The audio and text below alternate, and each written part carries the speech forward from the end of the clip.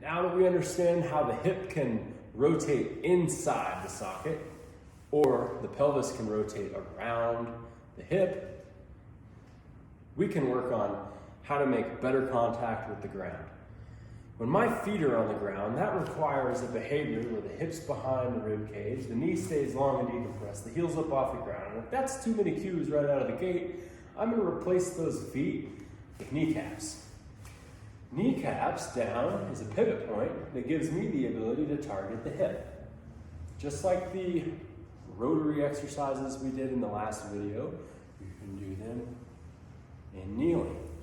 The pivot points, or the kneecaps, the point of contact, are going to directly send energy into the hips. I do prefer a kneecap down to target the hips. If someone is unable to do so, then we're going to need to progress up and do standing work. You can also go split stance.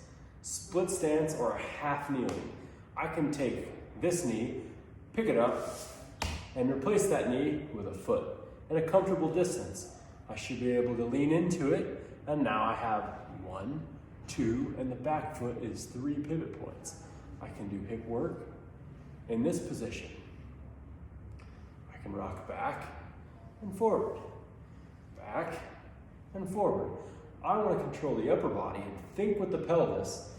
That way we don't get into a habit of driving the knee forward, because this is really putting a lot of stress here, when if we could control the upper body, turn the pelvis, we make it more of a hip exercise, which is the focus of this week.